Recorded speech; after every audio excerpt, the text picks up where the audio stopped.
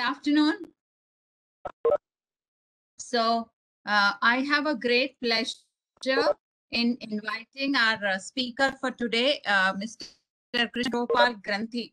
And as you would have noticed in the poster, Mr. Krishnagopal is founder and CEO of Access Livelihood Group. So I have a great pleasure in introducing you to him, introducing him to you, and I welcome him to Christ University School of Business and Management. Mr. Krishnagopal is a graduate in dairy technology and he holds a PGDRM from IRMA.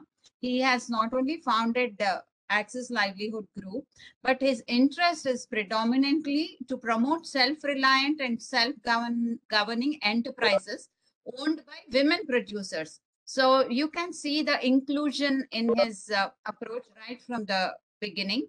And he has built livelihood programs for rural farmers.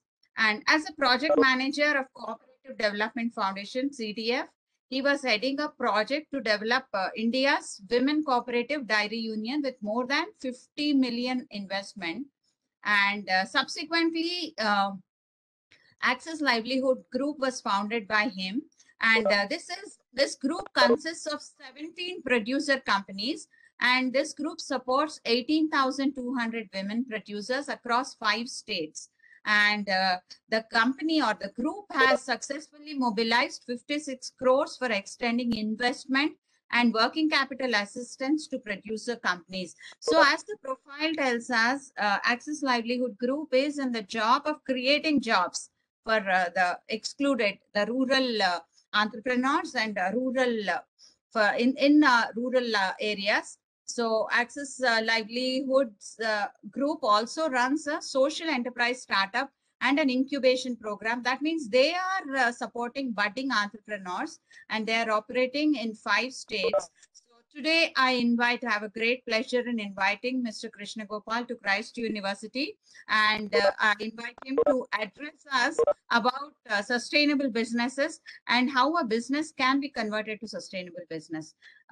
Krishnagopal, please, over to you. Shall I make you a presenter? Yeah, please, if you can enable the share. Yeah, I have made you the presenter, Krishnagopal. Yeah. So you may please address our students. So thanks, Padmavati, Dr. Padmavati. Dr. Padmavati is my batchmate at the Institute of Rural Management. More than being a batchmate, he has always treated me as a younger brother, which is a great pleasure to me.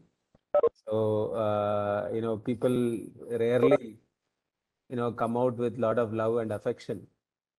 And I have experienced that pure love from Padmavati as a elder sister, always.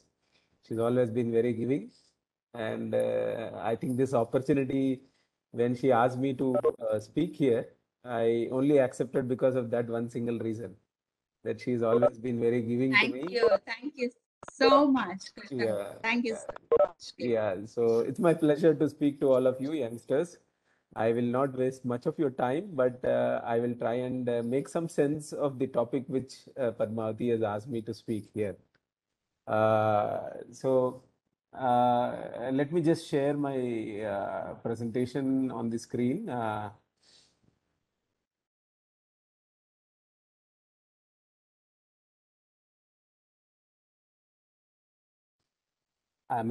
Is my screen visible to people? Yes, KG. Yes, very much. Very much visible. Okay. Yes.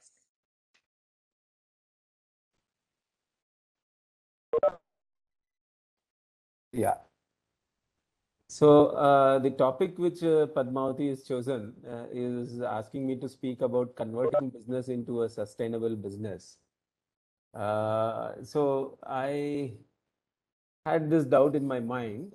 I do not have much of experience of converting businesses into sustainable business, but I'm in the business of conceiving and managing sustainable businesses. There is a minor difference here. When we talk about converting, we are talking about changing things. We built up a business in a certain direction. How do we change that to become a sustainable business. I'm saying the root of anything is about conceiving and managing sustainable business. That means foundationally, you have to always think, conceive only sustainable business. Then you can actually create business which is sustainable. So I hope this particular point is understood, but if not understood, no issue. I will take you through a few more slides, and as you go through these slides, you'll understand it a little better. So what are these elements of sustainability?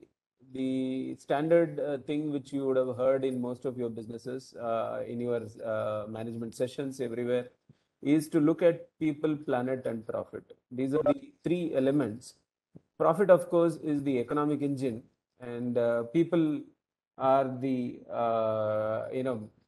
what we call as the social performance of the business, and planet, which is the environmental performance of a business. All these three elements are very important. Generally, there is a tendency, especially in businesses which are driven by investors. Most investors says that it is our returns which has to be maximized. So profit maximization as a model, which has come to be in the capitalist economies, generally in the US, everywhere, wherever the business has grown, largely the business management studies have been documenting businesses which are profit maximizing, where the investors purely invest with the reason of trying to earn maximum returns to their investments. And we have found over a period of time that businesses which are conceived with that single dimension as the priority tend to be not sustainable because of the primary reasons that either they create negative externalities to the environment, or because they do not take care of the people around them so well that the systems collapse. I see that in the nature, you will see that human being, because of the constraint of its, even though is the highest evolved species with so much of bestowed intelligence and brain, which has evolved over millions of years, the elements of sustainability are better understood by many animals and plants than human beings themselves. If you see in the nature, usually trees continue to exist for 200 years, 300 years, whereas the average human being's life expectancy, even if it is in US or in the most developed countries, or the happiest country, which they call it, is from the Scandinavia.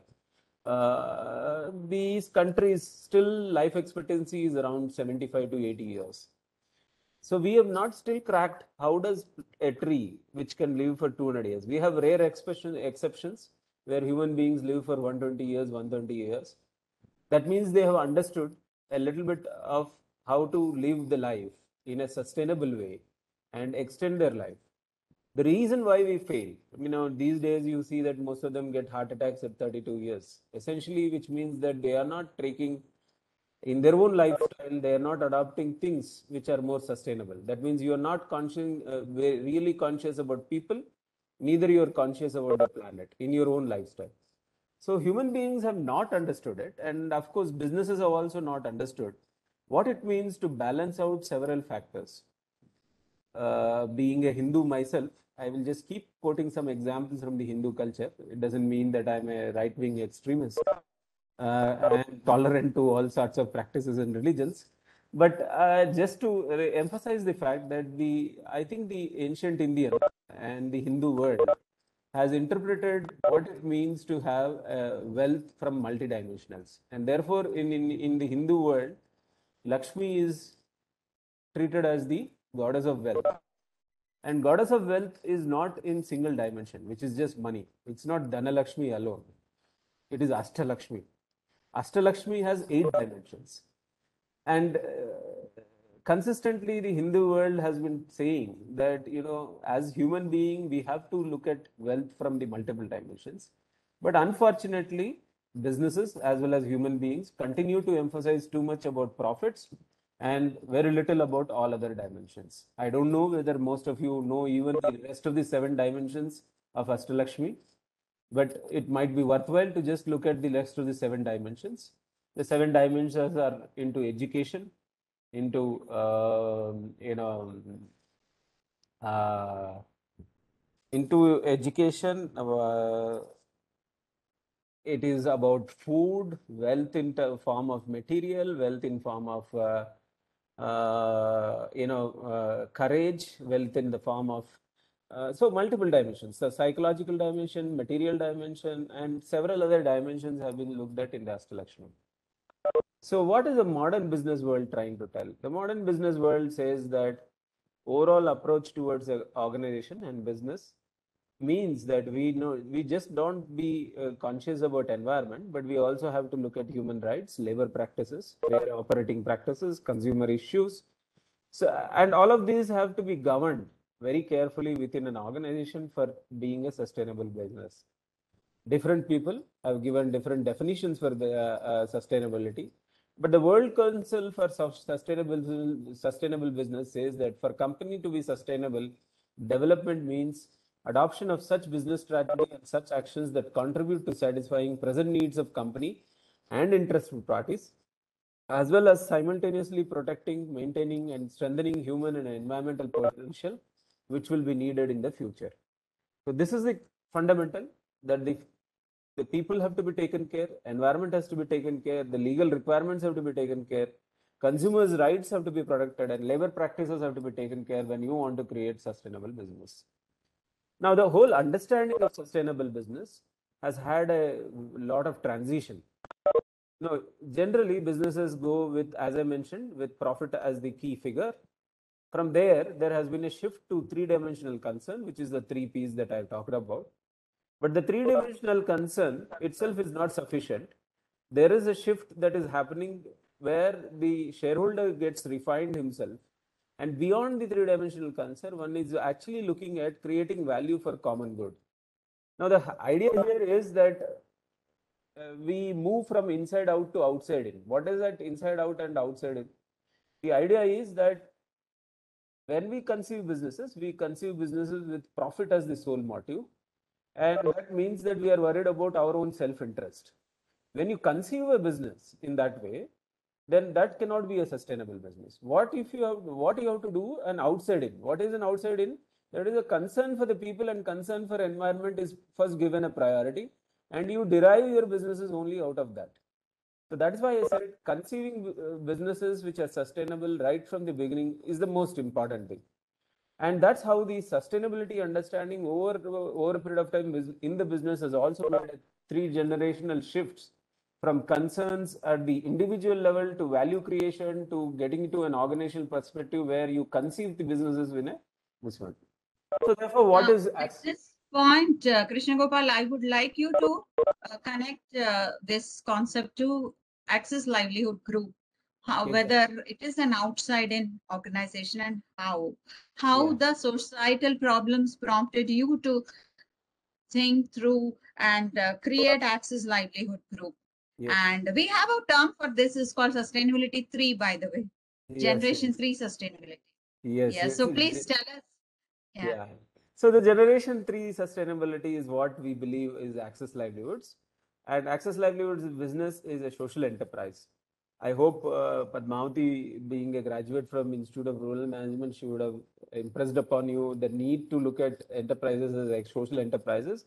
Social enterprises are more, and green enterprises, which we call as those which are environmentally conscious. Both these social and environmental green enterprises are special kind of businesses where they explicitly cite themselves that they will be giving priority to people and environment and just not be worried about making profits.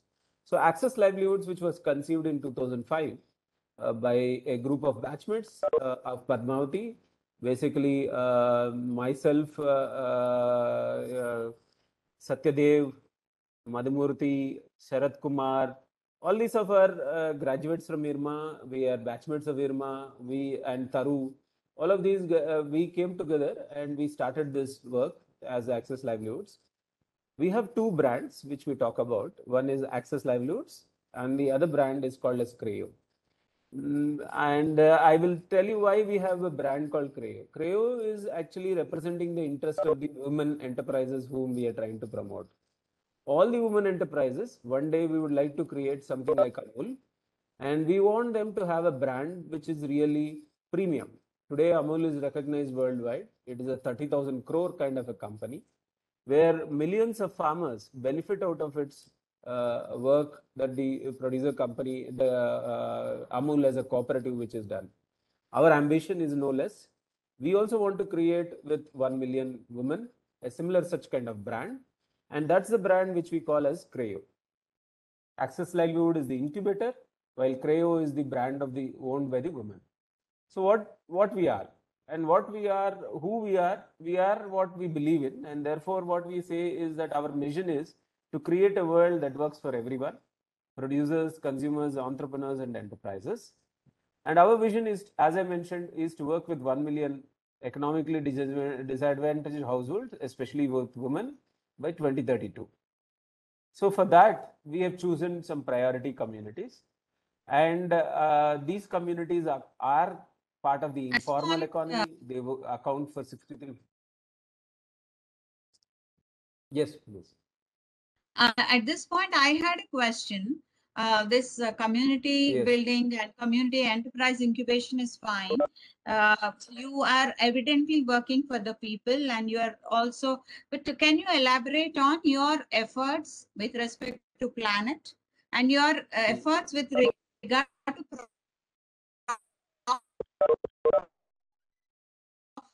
profit? Yes. So, The three things. So people on. Yeah. So tell us about how you yes, make profit and how you help the planet. yes, definitely. So, I will just emphasize on the fact that we work with women and we work with small and marginal farmers, artisans and weavers, livestock holders, and tribal communities. So this is our major this one. So when Padmavati mentioned that we work across 5 states in 8 clusters with 18,300 women, we are talking about farmers, weavers, livestock holders, and forest produce gatherers. So for this, we have three models. The Operation Beehive, where we work with the farmers and connect them directly to the markets. The weavers, handloom weavers, where we help the handloom weavers to produce latest designed material. And for this, for the women to manage these businesses, we have a micro MBA, similar to the MBA that you are undergoing. This is an MBA which is offered to school dropouts, people who are 7th standard and 8th standard fail, but they go through a 6 months program at the end of which they are capable of preparing their own business plans and starting their own businesses, micro businesses which have investments of anywhere between 5 lakh to 25 lakhs. So that's the micro MBA that we create. So let me then show you that how do we actually therefore generate profits and what is the core structure of our business. So the core structure of our business is it visible? The slides are visible.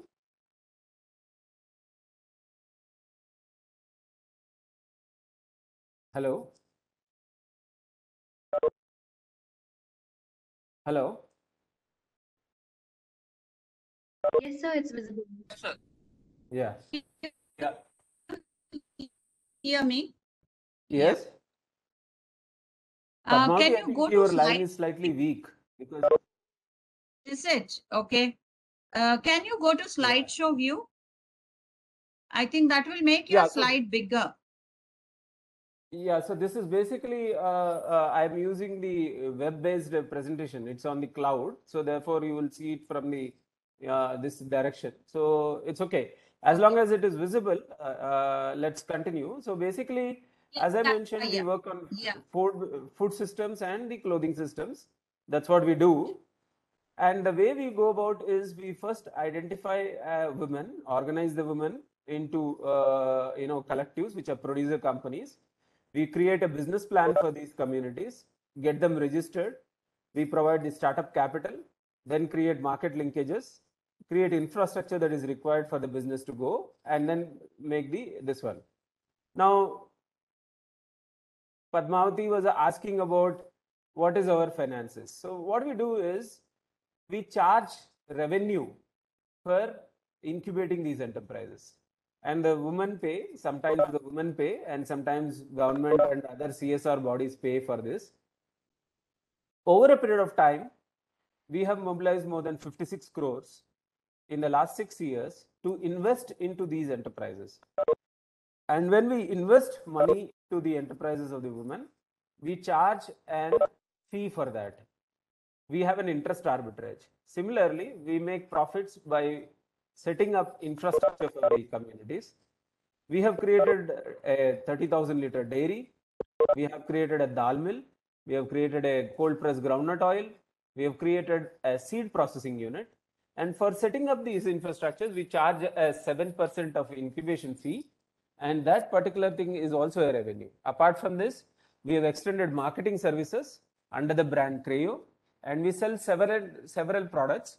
So every year, roughly around 13 crores to 14 crores worth of commodities, agriculture commodities, handloom cloth is sold under the name of Creo, and that gives in revenue for us. In the last 6 years, we have sold around 55 crores worth of this.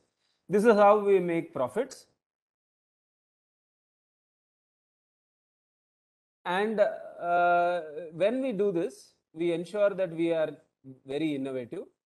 So the way we look at innovative businesses is that we are the people who have been responsible for creating India's first women producer company, which works on a semi-intensive poultry model with desi crossbreeds. Generally, whatever chicken that you consume is a chicken which is from the broilers. It is not from the desi breeds. So when you use exotic breeds, two things happen. Because chicken is exotic breed, first thing is that you excessively depend on vaccines. You also depend on excessively on medication. The bird which is natively not from this particular region, which is brought from the UK or some other country, has to be grown in the native region. Here the temperatures are very high, so it cannot sustain itself. So therefore it requires a lot of medication. Now these medicines which the chicken consumes will come into our own body. And in fact, if you do a little bit of Google research, you will understand that the chemicals which are the medicines which are the poultry chicken is taking today gets into our body, and then therefore causes several complications, medical complications for us. So in order to avoid all of this, what we have done is we have created a poultry model which is based on desi crossbreeds. That means the crossbreeds, breeds which have improved over a period of time and which can give the same returns to the farmers and do it. And we are the first people in the country to do desi cross at that scale, where every year we sell around 40,000 birds to the market, and a business of around 1.2 crores managed by around 300 tribal women in Gondia districts of Maharashtra. The second is we are also the people behind Maharashtra's first women-owned dairy with an investment of 7.5 crores. This is a 30,000 liter dairy that we have created, and every day it used to manage around 10,000 liters of milk. Slowly it will also grow to 30,000 liters as we grow along. We also have created India's first women-owned seed producing unit, a producer company. This is in Kalahandi district. Most of you know that Kalahandi is one of the poorest districts in the country. And there the women own a business which does around 1.25 crores of seed production every year.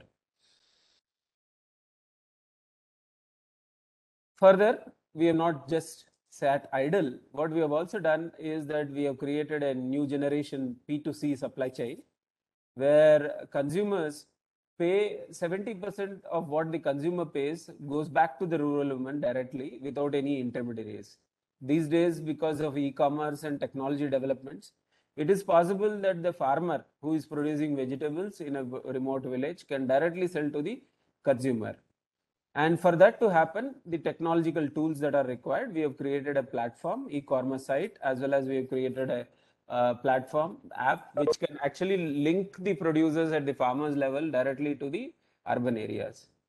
We have also created a hyperlocal delivery based rural retail, where the household requirements, like most of us today in urban areas, have access to Big Basket and Grover and other kind of app-based delivery systems.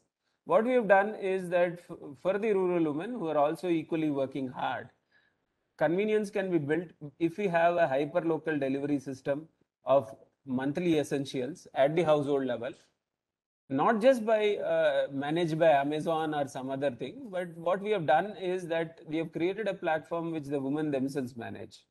I've also already spoken about the mini MBA that we have created, which we train every woman who wants to make an investment into a new enterprise. We have never compromised on technology, as we've gone on about. So we have created producer-centric designs. We have used audio-visual interfaces, and most of our platforms, whether it is for Creo or e-commerce, are consumer-friendly. At the same time, they are also, producer-friendly. For this, at the back end, we have also created a ERP solution using ERP Next, which is the SaaS-based solution which is available today in the market. And we've also created an e-commerce site. Some of you who are interested can see chitrika.in, which is our e-commerce site. And we also created a local retail app, which can give you hyper-local delivery. As we go along, we are going to create a learning platform through which micro MBA can be delivered. And we are ensuring that India Stack-based financial inclusion portal is also developed by which loans can be delivered to rural women within 5 minutes of their seeking an application without a collateral. So that's the idea. What does this mean? It means that for a poor woman like Ramaka, who is from Karimnagar district in Muttaram village, who was earlier getting 36,000 rupees per annum as income and has only one buffalo, today starts earning around 3 lakh as an income. Her assets have multiplied. She has only one, earlier had one buffalo, now she has 8 cows. And today she is a mini successful dairy farmer with 2 lakhs investment, 2,50,000 investment.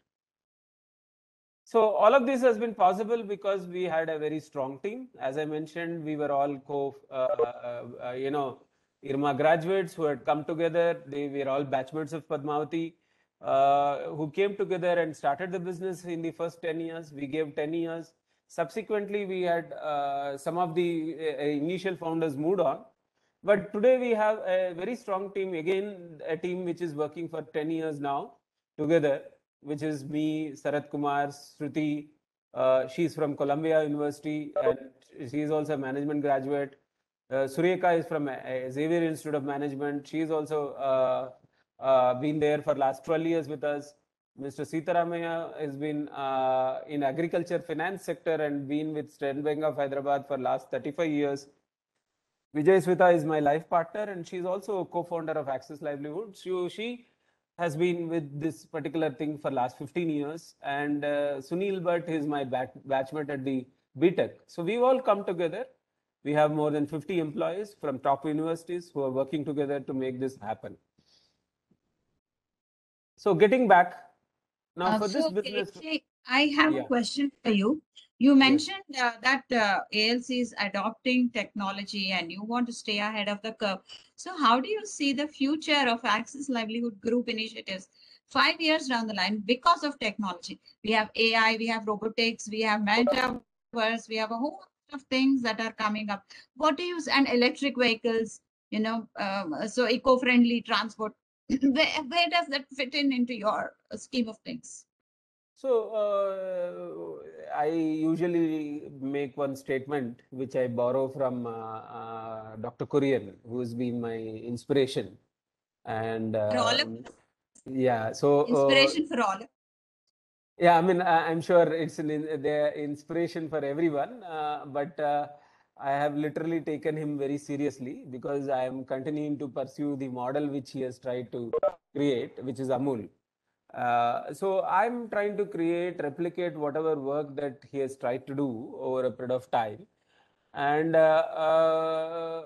the statement that he makes is that poor women don't deserve poor solutions. So this is the idea. So when we conceived Access Livelihood also, we said that we will always be ahead of curve in adopting technology and we trying to offer solutions which are really contemporary and up to the mark. Therefore, the idea is that whatever you have mentioned, whether it is electrical vehicles for logistics, transporting agriculture commodities, looking at solar as a way to generate power for our dairy and other units, whether it is adopting agroecology, which is the agriculture production system which is based on regenerative agriculture practices, we are adopting all of them. In fact, a village near Hyderabad, which is Naganpalli, we have now almost 100% converted all the farmers in that village into organic farming, and they are producing and selling directly in the Hyderabad areas to around 15 organic retail outlets. So it's possible that we adopt latest technology, we don't compromise on solutions, and then keep offering those solutions to the women. Often the problem is that people who work with poorer communities, they believe that it is okay to give the old generation models, and it is also okay to be benevolent and try and work with models which are really not contemporary. I personally don't believe in it, and therefore I believe that technology has to be constantly adopted, and that gives an advantage for the women to earn a little bit better. So unless, and market doesn't have space for those who don't adopt technology. Technology is enabling people to build efficiencies within the businesses. And if technology is enabling efficiency in business, there is no reason why women should not adopt technology. So that's the idea behind adopting the latest technologies, and we will continue to adopt the latest technologies as we work with the communities at the ground. I had another question, Krishnagopal. So you have right from the outset worked with women producer organizations. So, Yes. so what is it specifically about rural women? Because most of our students, in fact, all of them are from urban areas. They understand gendered exclusion and problems from the urban centric perspective. What are the specific problems of rural women that ALC would be addressing or is addressing? Yeah, so like women, we look at tribal communities and the rural communities weavers. The first thing that you should understand that most women don't have identity in the rural areas, which means that if you recollect in your own brain, you will see that any advertisement where you talk about agriculture inputs, you will see farmer means it's the male who is standing it. So systematically, the market as well as the communities around us have often ignored the hard labor that the women put in, whether it in agriculture, weaving, or dairy sector, any sector you take. Women do 80% of the work at the household level, but at the market space, you will see that the advertisements carry only men as farmers. Unfortunate, but it is very clear that both Professor M.S. Swaminathan, through his multiple research, has said that India's agriculture is feminized. It was always feminized. 80% of agriculture work was done by women. In the weaving sector also today, the census is clearly reporting that 75% of the work is done by the women. But unfortunately, they don't neither have control over the income that is coming to them, nor do they have the identity which is required in the market. The idea of Creo, which is create an identity for women, which is of a new age, which is technologically savvy, which is of ensuring fair play in the trade and business, is with the idea that women uh, need to be seen as new age women who are capable, who are strong, who have the business acumen, who have ability to manage the dairy, any business. But unfortunately, in the rural and tribal areas, still they are denied education. Most women are withdrawn from schools by 7th standard.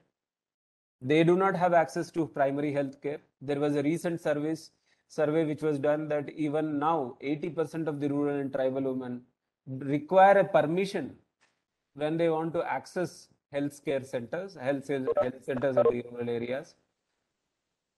Usually investments on the nutrition and food is the last one, because whatever the food is there, the men eat first, and women who are usually more caring and giving generally eat at the end, and they usually are denied of nutritious food being accessible because Not because this is it's not a discrimination theory, or it's not a subjugation kind of a theory that I'm trying to tell. It is pragmatic theory. The women are more caring. There is very limited resource. The men consume it at first. They have not built in enough sensitivity that everybody has to share whatever has to be done. And therefore, the women are denied nutritious food.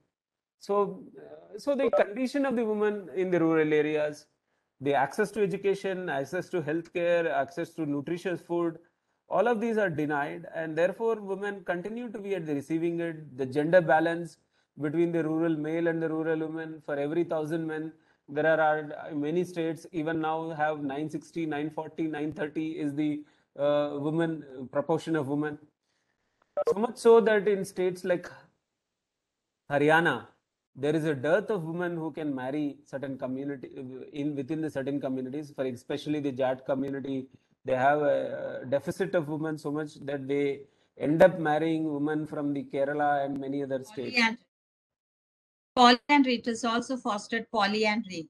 Yes. So therefore, one woman marrying 4 brothers in the same family. Yeah, so there are several issues that the women of the rural areas, tribal areas with whom we work are facing. And our attempt is just a very minuscule attempt, and we are only trying to create financial and economic independence for the women. Hopefully, as they get economic and financial independence through our producer companies and enterprises, and where we be able to multiply income, over a period of time, they will be able to demand and transform their own lives. That's the entire idea of conceiving businesses with women. I have been continuing to work with women for the last 2 decades, and I think I'm going to continue to work with women for the next 3 decades, as long as I'm active, so as to change whatever little bit I can do in terms of trying to change the lives and enrich their lives. Amen.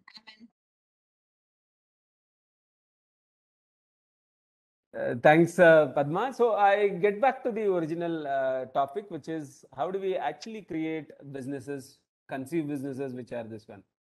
Now, businesses which are conceived as with sustainable business will never compromise on legal compliance. And this is one rule that I have not compromised in the 15 years. There is not a single year where we have manipulated our financial statements. There is not a single time where we have chosen corruption. Many cases where we have lost projects, but we have chosen, had we chosen to give 2% commission, or had we chosen to give bribes to the government, we would have got our payments. But we have chosen not to be corrupt. Neither have we actually chosen to give any money to get projects. Our growth has been slow because we have chosen not to do that. But we find that it gives a strength, it gives a confidence, it gives a ability to stand straight before anybody. And so we are proud about that we in the last 15 years, we have never defaulted taxes. We have never manipulated our financial statements. We have never been corrupt. We have been following all the governance standards. We have been having independent directors even when the business was not required as a private business. Only public limited companies require independent directors, but we practice to have independent directors right from the beginning, even as a private limited company. We practice to have transparent data about performance standards of our own standards. Even though as a private limited company, we are not compelled to produce annual reports, but if you go to our website, we have produced annual report every single year that we have followed. We maintain transparency in our entire accounts. Every single rupee that comes into our organization, we believe is coming for the women. And therefore, we have voluntarily chosen to have limits on the salaries that we draw. So even though my batchmates are in the business world and they are capable and are earning, in fact, they are doing justice. Obviously, they are doing wonderful businesses. Each one of them are able to earn anywhere between 1 to 2 crores annual pay. But we continue to maintain a standard of 18 lakhs as the upper limit in salary within our own organization. This is a conscious choice that we are making because we want to run the business with with a sense of voluntariness, with an idea that we want to service the women. So we maintain transparency of our remuneration. We also have internal policies which are clearly declared, whether it is HR policy, admin policy. so that employees don't have any issue. We have an employee redressal cell. We have a anti-sexual harassment policy within our organization. There is a whistleblower policy. All of these policies which are recommended by legal standards are followed. We generally avoid getting into any legal fights with anybody. We ensure that we would settle issues amicably by discussions with all of the people and using alternate dispute mechanisms. And we believe that these practices will help us to be strong and to really create strong businesses. Right. One second, there's something wrong. Yeah, sorry. Yeah. So the second is to create businesses which are having strong values and culture. And strong values and culture ensures that you maintain diversity. Therefore, even though we are Hyderabad based, we ensure that we have sufficient North Indians represented within the organization. We also ensure that 30% of our employees are always women. And we, at the top management level, we maintain 50%. You would have noticed that the co-founders team, if you see, there are 3 male and 3 women. It's almost balanced. Sorry, in fact, it is 4 men and 3 women. It's almost balanced at the top level. They are all the CEOs who are managing it. We ensure that there is integrity and innovation in our performance. And we ensure that there is a respect for every individual, which means that we care about individuals who are working with it. So during the pandemic time, we have not reduced salaries of anybody. We have not removed anybody. There is a cash flow difficulty that we are facing within our own organization. For that, what we have done is the senior management has stopped taking salaries for some time and ensured that all other employees get the salary. That means the top 6 people have stopped taking salaries and ensured everybody gets the salary. But we have not deducted salaries of anybody. We didn't send anybody back. We gave everybody work from home. We also gave special leaves for those who were suffering by COVID. We gave additional 15 days leave for those whose relatives were suffering from COVID.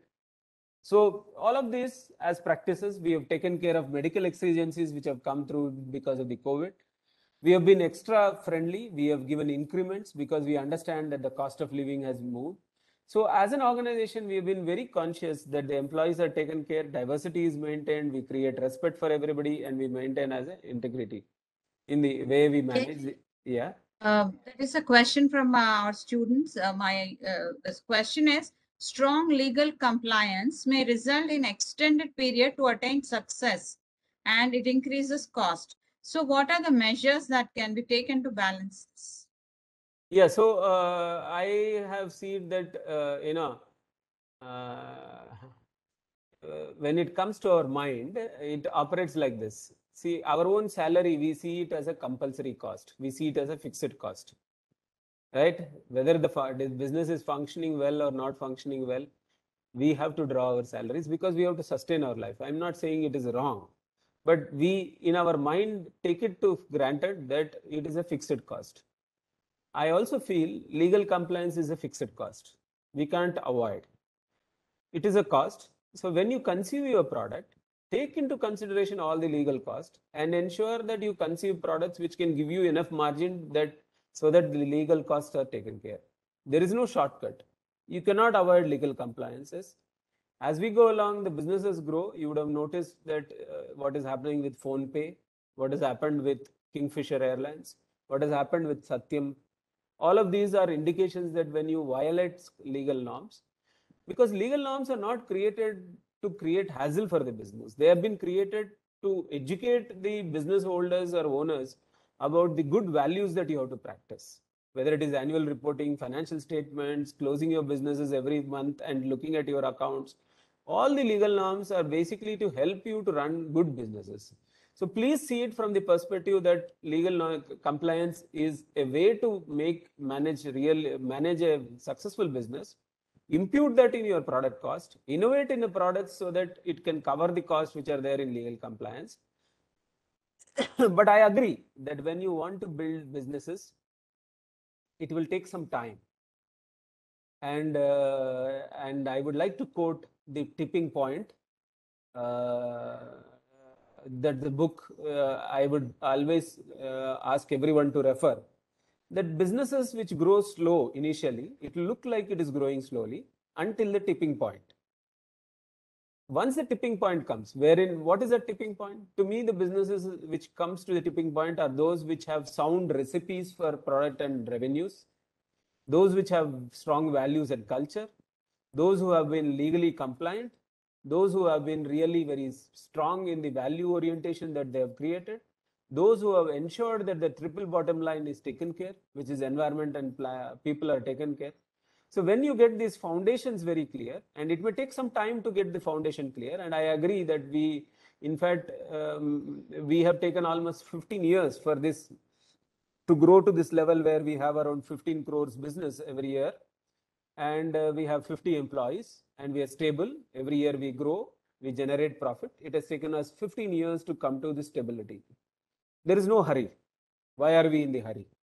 There is a lot of talk about scaling up, but I believe that why is there a hurry? We all have lifetime left with us. Things will grow. We have to be patient with the organic way of growing. There are no shortcuts required. Legal compliances need not be seen as a shortcut, and we should ensure that we take care of all the legal compliances that are required. This is my answer. I hope it has answered whomever it is. If there are more questions, I'm happy to answer around it, but this is what I feel is my immediate reaction. Growth will anyway be slow. We should be happy with it. We should be patient with it. But there will be a point beyond which when you start experiencing the exponential growth.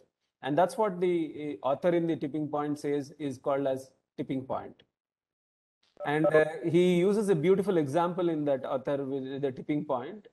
Most of you would have seen curd. You will see that curd actually solidifies into curd only in the last half an hour or 1 hour. Almost for a long time, you will see that it is very liquid. Milk is still very liquid.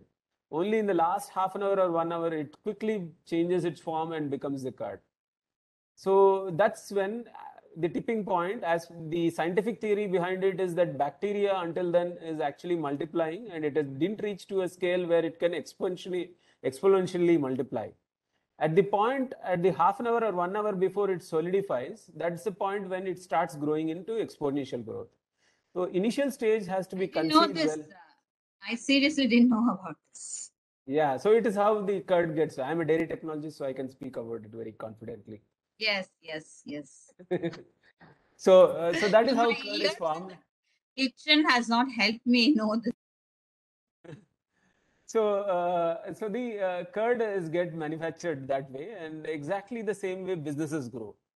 Initially, it will be looking very liquid. Everything is unstable, quite long time. We have to be patient, but build it very systematically, and over a period of time, it grows into exponential. You don't need to worry; it will automatically grow because you have invested in strong foundation.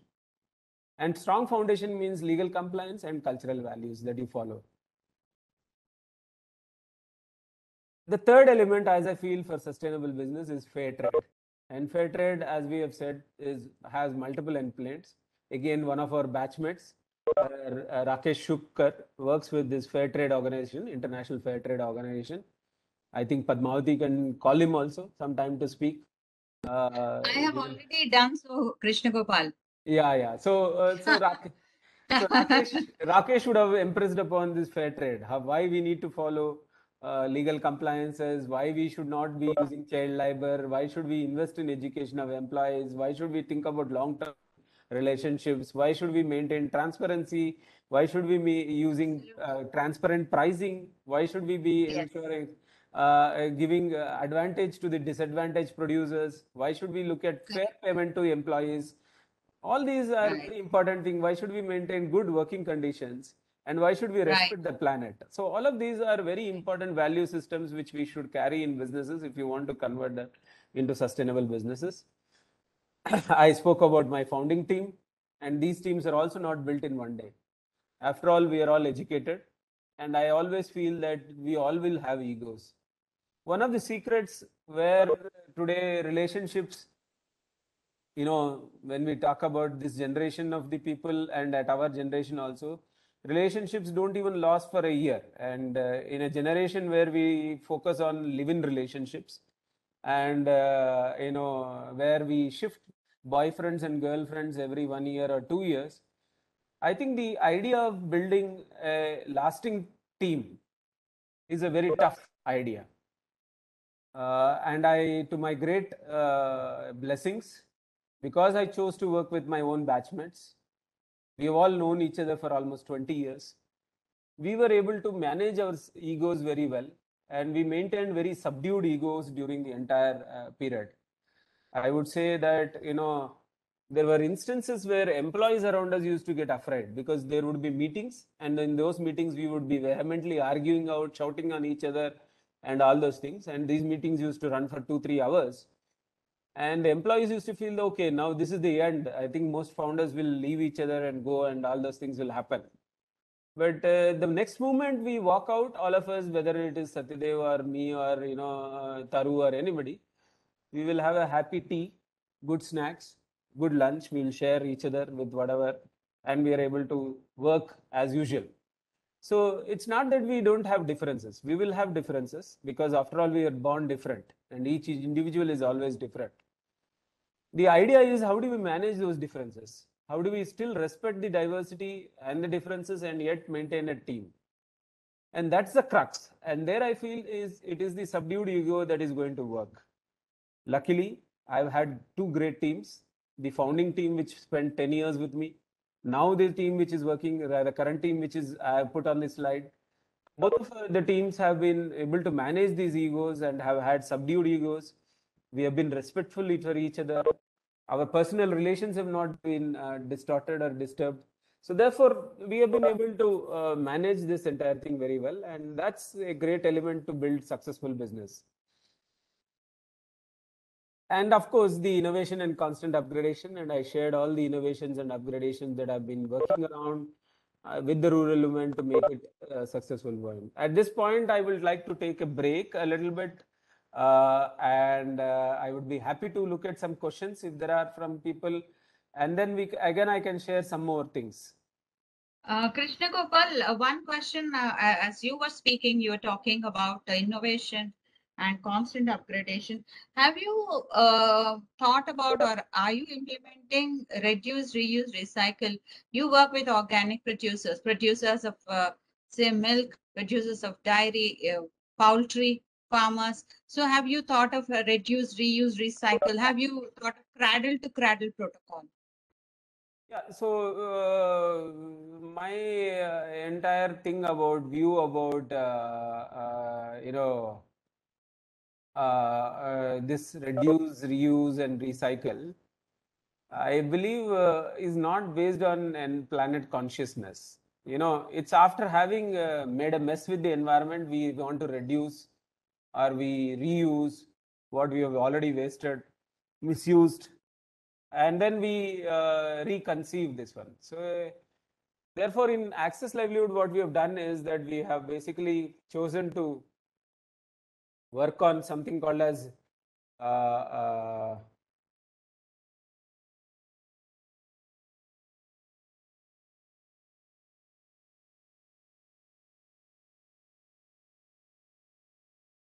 Gopal, you are on mute.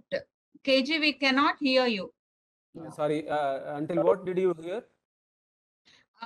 In Access Livelihood, what are you doing for? Yeah. So what we believe in this one is that we as human beings should develop material consciousness.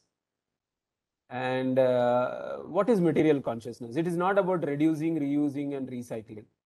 It is about being very clear about how you relate yourself to material. Right, so I will give you some example in this. Material, most of us, for example, let's say a laptop. We see it only as utility. We misuse it. How do we misuse it?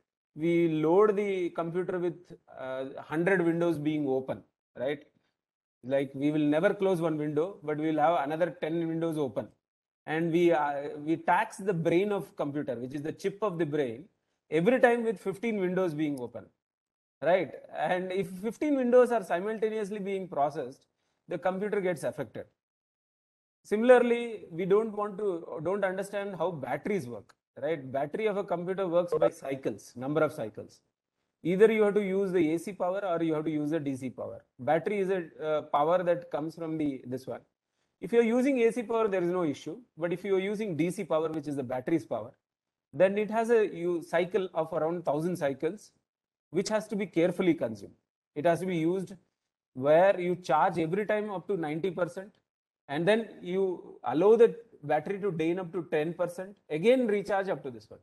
We are not conscious, even 30% we will charge, will spoil the cycles.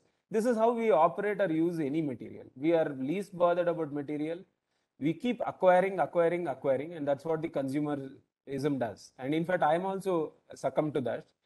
There was an era where I used to have around 30 shirts. I don't know which shirt I'm using and which shirt I'm not using. And I will fight with my, household helper who comes to me and who washes my clothes, saying that, my clothes have not been taken care well. The problem is not with the help provider. The problem is with me, because I have too many shirts and therefore I don't take care of any of the shirts. The moment I realized, I first said that I will come down to 10 shirts. So today I have only 10 shirts. And each shirt, I use it with a lot of care. The moment I show care and love to that particular shirt, I see that my shirt, the average life of the shirt has moved from 4 years to 10 years.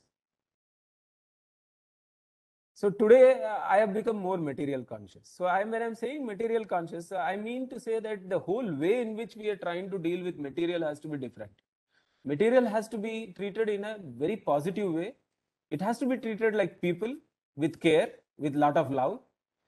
And again, I go back to the ancient Hindu wisdom, which is that, if you have this Ashtami, the Navaratris, one of the Navaratri is about Ayudha Puja. I don't know whether you know about Ayudha Puja. Ayudha Puja is about, paying respect to material. Unless we start respecting the material, the reason, if we start respecting and if you are really conscious, then if you have 10 shirts, the need for recycling, reusing, it doesn't originate at all. There is nothing excess. There is no waste. There is no recycling that is required. You are taking care of the material and prolonging the life of the material itself. When you prolong the life of the material, what is the point in reusing? Let it be exhausted in the world. Second thing what I have done is I've changed what is the material that I'm using. So clothes, I've become very clear that I use only cotton, handlooms. I work with the women to produce handlooms, and I also wear handlooms. So when I wear handlooms, I know very well that I am using biodegradable material. I am not using non-biodegradable material. So where is the question of recycling and reusing it? I don't need that. I am using a material which is easily biodegradable. Similarly, in agriculture production, I am also conscious about the food that I take. So when I take food, I am ensuring that I only use organic produce.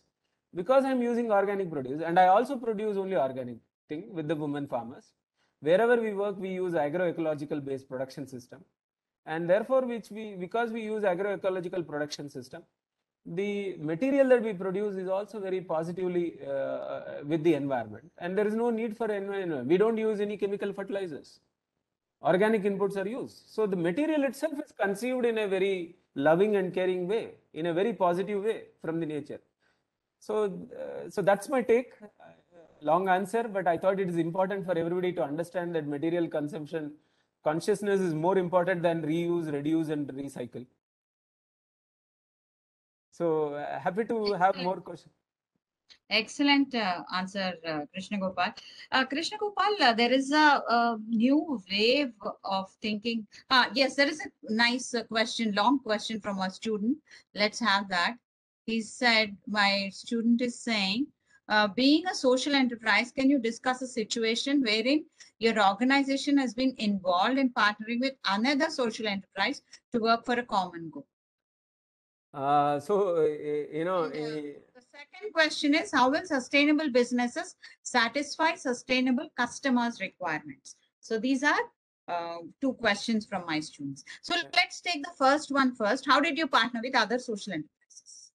Yeah, so when enterprises are conceived, they have to be conceived in a way that there will be several partners. Now, generally, the idea that you have is you use the word terminology in business, something called as suppliers and vendors.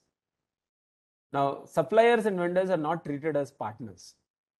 And we have a case where Maruti Udyog first started treating suppliers as partners. It started investing into suppliers, and they built a very healthy business.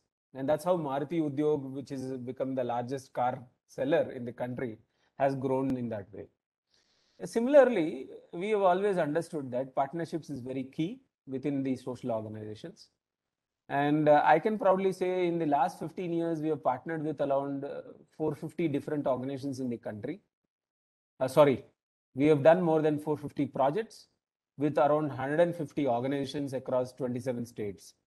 So we have been very successful in partnering. And again, I say here, it is about the humbleness that you carry. It is about, understanding that you try to carry. Every partnership requires a relationship to be built. And if you have a transaction orientation in business where you say, I gain, you don't gain, instead of I gain and you also gain, where you have a win-win relationship, as Stephen Covey had suggested as one of the highly effective habit of seven effective people, highly effective people. So Seven habits of highly effective people. 7 habits of highly effective people. So one of Yes. the habit he talks about is win-win relationships. And that's a very critical thing. Even Eric Berne talked about it in transaction relationships when he talked about the relationship between transactions. It is how do we transcend in a relationship where you say, I am okay, you are not okay, you are okay, I am not okay, to a relationship where I am okay, you are also okay. Win-win, as Stephen Covey has said, or I am okay, Eric Berne has said, as I am okay and you are okay. So getting to this kind of a relationship is the key for building strong partnerships. And I have learned it in a very hard way. I can say I have burned my fingers. I have apologized to people for, sometimes arrogant behavior from my side. And those are not healthy ways in which you can build relationships. And over a period of time, I have learned that, unless you learn nonviolent communications, you should be really loving and caring in your approach. You should be concerned about other individuals. You should also be always thinking about what will the partner gain. So the partner gains, again, Stephen Covey has in one another habit that he talks about saying that begin with what the other person is wanting, not with what you want whenever you work with people. So if you always follow this practice, which is that you start with, okay, what is the other person looking at? Let's say if I'm working with consumers, and I start with saying that, what is the consumer wanting? Am I being sensitive to the need of consumer? Then my business is automatically growing and consumer will start relating with you. The moment I give authentic, safe food from the farmers, which is transparent and traceable, the women in the urban areas who are buying these commodities automatically want to relate to this particular thing because they see that there is a fair business, they see that it is transparent, they see that the pricing is different, and they get into a partnership relation. There is no longer a transaction relation. There is no bargaining, there is no negotiation that happens, but rather a relation of care, love, with respect emerges. And that's the key of building a partnership. That's what I've learned. I am still learning a lot more in this, even in non-violence communication, even in how do we build a subdued ego, even about being humble. All of this I'm still continuing to learn, and it's a journey, life journey, and I'm sure that most of you will pick up. If you start early, you will become much more better very early. That's what I would request everybody to do. So That was a wonderful answer, KG, where you are relating business sustainability with personal spirituality, which is amazing. Because in the West, typically, business or the sustainability aspect is diverse from personal behavior. They say this is business and that is the person who's promoting the business. These two are different. But you have proved, like we have had violations from Bill Gates, we have had violations, ethical violations from Jeff Bezos, and ethical violations even by Steve Jobs. But you have brought out the point that these two are not separate. What yes, you are, it will reflect in what your business is. wonderful, Padmavati. That's one of my personal belief that it is called as integral living. Correct, correct. You are the same person who are in the business as well as you are in your personal life. So the Right. habits and behaviors that you carry is what the habits and behaviors that the business will carry. Absolutely. I'm as an entrepreneur. As an entrepreneur, I am not going to be different in my personal life and in my business life.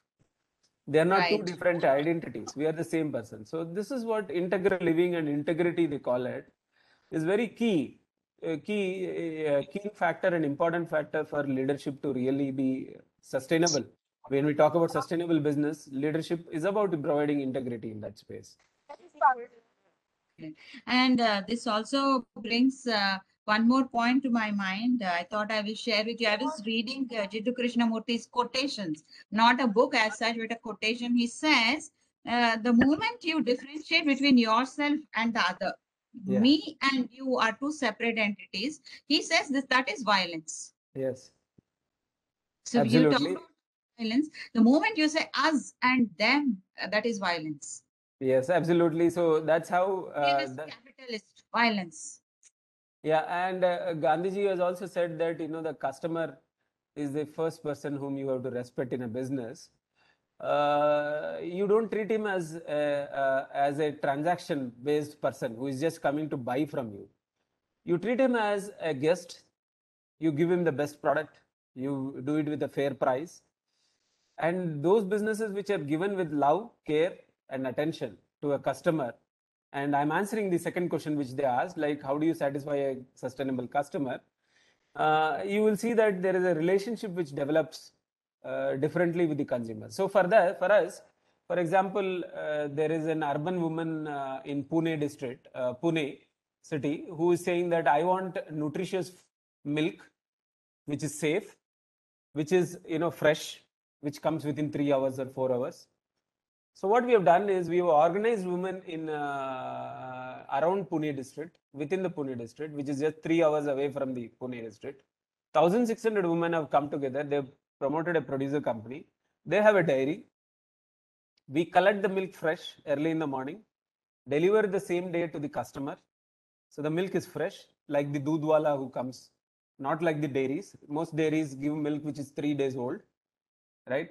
Because they chill, they transport, they come from remote villages. In this case, we have procured it from the nearest village, and then we have given it to the customer in the urban areas. So this woman who is in Pune city, who wants nutritious, safe, healthy food, milk, we have been able to offer a solution for them. Similarly, a customer who wants to have clothing which is really environment friendly. Especially, I think we've got that's how Britishers made money in India, which is to get mill-made cloth in India, destroy the handlooms in India, which is the most ancient. I don't know whether most of you know that India is the land where 90% of handloom techniques are woven. We are the only country where 90% of handloom techniques worldwide is practiced still. So it's a rich country with an amount of diversity in techniques and tools. So this was destroyed, and mill-made cloth from the England used to come. That's how they used to make. So Gandhi, in his Quit India movement, one of the first thing that he did was produce our own salt and produce our own cloth. So therefore, he introduced khadi as a way to take care of, beat the economy of British world. So when he used that as an instrument, I also felt that it is very important that we use handlooms. So a woman in Hyderabad who today, because we have an e-commerce site, we supply to even Australia, America, and everywhere at right pricing. If you go to chitrika.in, I think it's an interesting site. I can actually show chitrika.in.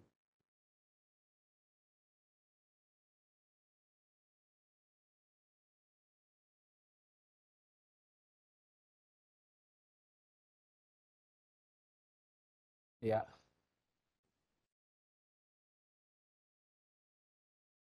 I hope it is visible. You will see it's a contemporary store. Yes, yes, it's Garments. visible. So garments You're are tempting also. shop.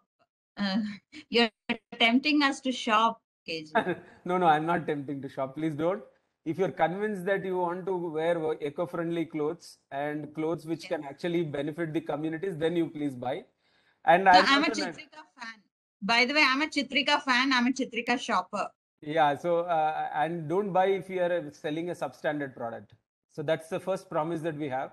Just because it is rural communities who are producing, we don't produce anything which is poor quality. We produce exquisite qualities. And you can see from the products that we are selling that they are all made to the modern taste, right? So the modern consumers can get whatever they want in this particular site. So because of the e-commerce site, we have been able to sell our products in the US, in Australia, in several other places, wherever they want. The pricing is transparent, and it's completely left this one. Similarly, I have narrated about organic vegetables, how we have done it in Hyderabad city. So I have given NX examples of how do we reach out to the consumers. So there are some more questions that have come, so I will stop at that point for that consumer thing. The one question is the key to achieving sustainability new innovation or looking back and cutting down on waste from existing products and services? So do you have to innovate or do you have to cut down waste? That's the question. So And there's a question about Amul. Subsequently, you will take that up. You can take that up. again, one great man said, I don't know, this book has to be read by everybody. Built to last.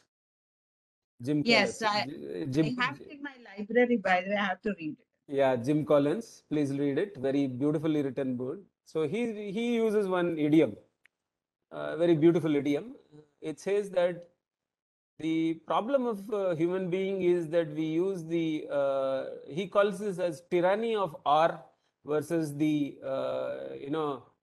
versus tyranny of R versus the opportunity of and. I don't know whether I'm using the exact words, but it is the meaning is the same. That instead of using or, if we start using and more, then we will see the world in much more different way, or in with lot of opportunities. So when this person is asking this question, I will first insist that don't use the word art, innovation, or cutting down waste. I'm saying you have to do both. And I'm actually saying that you have to do, that's how I've said that I have showed that there are enough innovations that we are working on. And I've also said that you don't need to waste your material to become conscious about material, and you really don't have any waste around you. You will get into the concept of zero waste. Right? The zero waste concept comes from the fact that there is utility out of everything that we do in the world. And how do you find a utility out of that waste? That is the key. So that I feel is material consciousness. It is not about creating a waste. So and it is not the question of innovations or this. You have to innovate, plus you also have to ensure that there is no wastage. So for example, when we work with dairy. KG, we have this concept of frugal innovation, right? Yeah. Innovation which reduces material. Yeah. Yeah, so innovations, frugal innovations is, I would say that, it was a compulsion, not a choice. So it is compulsion for us because, we started with 10,000 rupees in hand. Me, Satyadev, Taru and all of us, we had 10,000 rupees in hand. Today, our balance sheet is 30 crores, right? And our business is 15 crores. We have an investment of 5 crores. And we have borrowed 56 crores. So all this is possible if we do frugal innovation. So I'm saying there it is a compulsion. If you are a startup, you have to always be frugal, and your innovation has to come from within whatever resources that you have. There's no question of wasting. So, for example, when we were very young, things like we had the only way we could get infrastructure was to ask all our friends and relatives to donate furniture. Now, my maternal uncle gave me the first sofa set. My employee said that I have an extra chair in my house, so I get the extra chair. Somebody bought a table. Somebody got a computer they had. And we borrowed, took a donation of computers from somewhere, and that's how we started our first office. So this is how life starts. So frugal innovation is, there is no chance of wasting. We were the peon. We used to sweep the floor and start the business early in the morning because we can't afford to pay the salary for anybody. So therefore, early in the morning, the first thing that I used to do is come to the office, clean the floor, wash our own utensils, sit in the ground floor and eat food. That's how we started our business. So frugal innovation has to be there. There's no escape from that. So it has to be there, and you still continue with whatever limited resource you borrow, you get. So another thing that we did was, when Gmail came in 2006 or 2007, early Gmail came. Gmail was being offered free, right? And because we were technologically savvy, and we always wanted best of the technologies to be applied, we were the early adopters. In fact, very early adopters in India to use Gmail. So for the last 15 years, we have not paid a single rupee. Entire organization, 200 email IDs is free of cost, because Gmail appreciated us for first adopting Gmail. Therefore, the Google Drive, Gmail, the calendar, all the tools that we use is all free of cost. So again, early adoption of innovation helped us to be frugal, reduced our cost of expenditure, and that's how we ran the organization. Another question is about organization structure of Amul. The question is, Amul is a cooperative, so they are not able to enter the stock market. And so do you think social businesses will be able to enter the stock market and, take advantage of the boom? That is the question. Very nice question. There are two things that are happening in stock markets, and I want you to be aware about this. That India has first understood that profit-seeking businesses are different from social businesses. So internationally, this understanding is already developed. Social enterprises. So in UK, you have something called as ETHEX. I don't know, when you get time, please look at ETHEX. It is called as ethical stock exchange, where only socially conscious and environmentally conscious businesses are enlisted, and people who want to invest there are allowed to invest into those businesses. There are specific rating tools. US has a separate stock exchange for the social businesses. Singapore has a separate stock exchange for social businesses. And India, in the last before budget, I think, has announced that we are going to have our own social stock exchange. And I am waiting. Access Livelihood also will be enlisted in the Indian stock exchange. We are also planning to enlist ourselves in the ETHEX, which is in the UK. So that's the first part. So stock exchanges are also different. There are two different things: social businesses and this one. The second part of the answer is, businesses have equity and debt. Both are required. Yes, you are true that cooperatives cannot take equity from others, but it can take debt from outside. And a prudent business grows with very standard accounting norm, which we call as asset to debt ratio, the quick ratio. The asset to debt ratio has to be always between 1:3. That means if I have 1 rupee of equity to debt ratio. Quick ratio is equity to debt. Equity debt is 1:3. And equity, if you have 1 rupee of equity, you should borrow only 3 rupees. So no business can allow you to borrow very huge. So we have tried to be always within that ratio. Even today, we have 5 crores of equity and 3 crores of 15 crores of debt. That's how we manage our business. So we maintained standard finance. And as you said that cooperatives cannot borrow, the equity has to come from the farmers. And farmers cannot upfront invest. So we have created something called as systematic investment plans, SIPs. Like the way we have it in mutual funds, we have created similar instruments for the farmers, where every milk bill, they can save 5% and add to the equity. So every 15 days, let's say I get 1,000 rupees, 50 rupees goes to the savings. So like that in Mulknoor, where we have created within 7 years, 20,000 women have invested 8 crores. So the talk that cooperatives cannot mobilize equity is wrong. If you create systematic investment plans and small ticket size savings, women can also save, and they can save in a large amount of quantity. I know thrift cooperatives which have 150 crores corpus, 200 crores corpus. It's possible that Are small you talking money. about Mulknoor? KG, are you Yes, talking about Milk? Yes. yes. So they have 150 crores corpus, which is out of the savings. It may take some time, as I mentioned earlier also. But if you want to maintain the foundation very strong, equity has to come from the producers, and it will come slowly through systematic investment plans.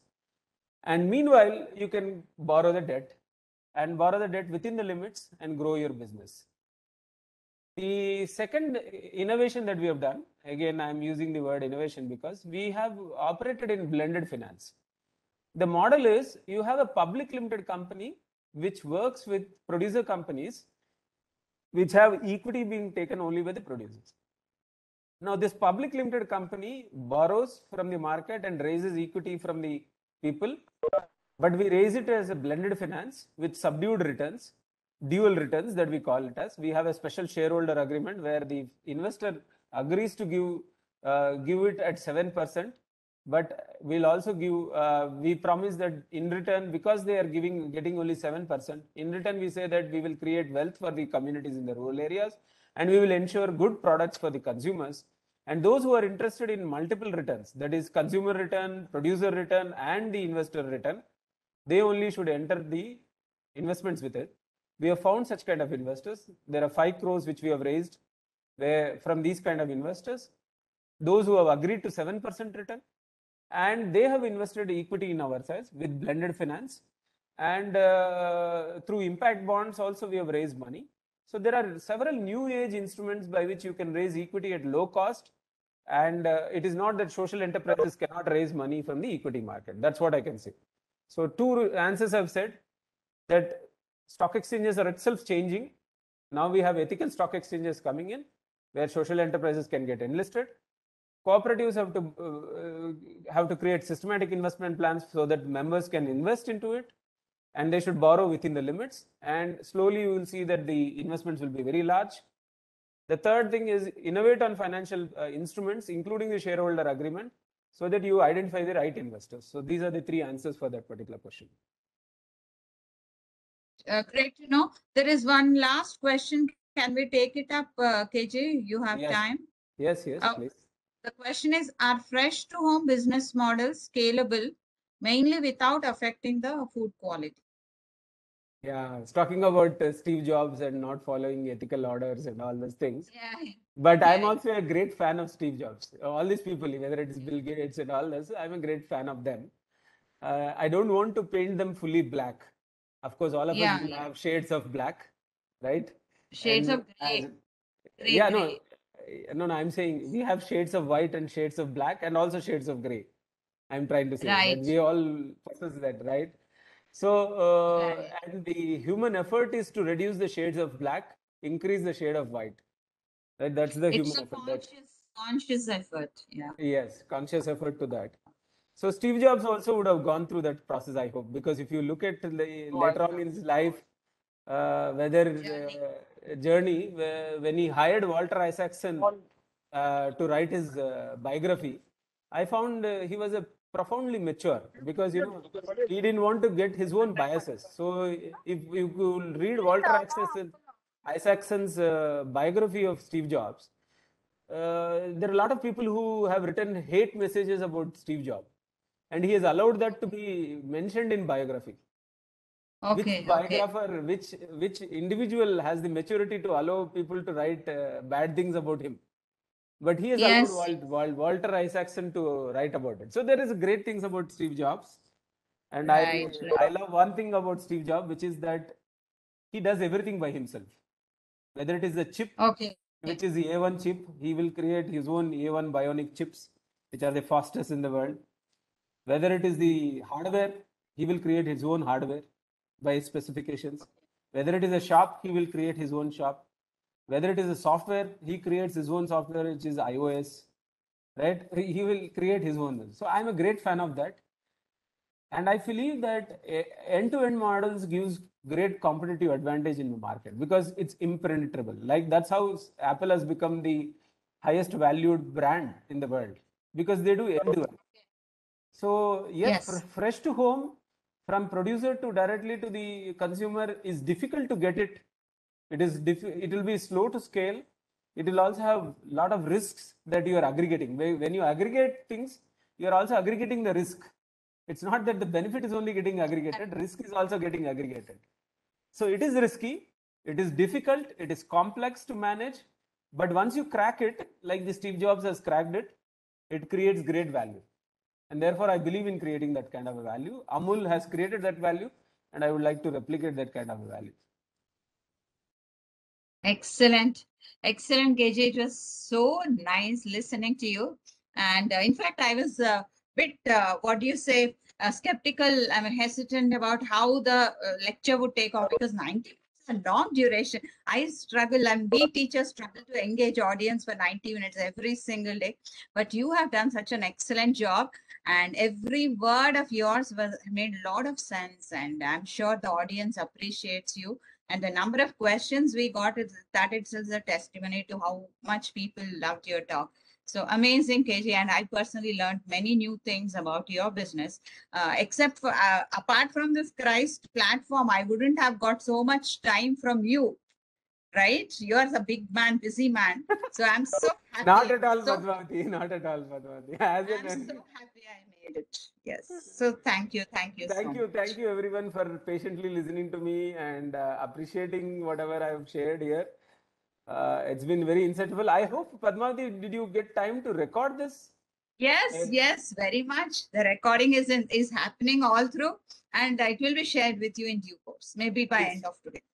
Please, thank you very much, and it's been great. I will be happy to do more such kind of sessions whenever you require, and share whatever little bit of learnings that I've done.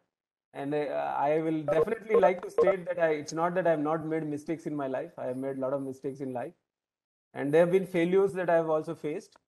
So out of that, I have deeply learned and developed modesty, and success is just going to be a progressive persistence. That's what I feel. It's all about persistence with a lot of patience. And definitely there will be a time when we will all enjoy the great fruits, and the woman will be more happier. I believe the woman who joined Creo will be more happier.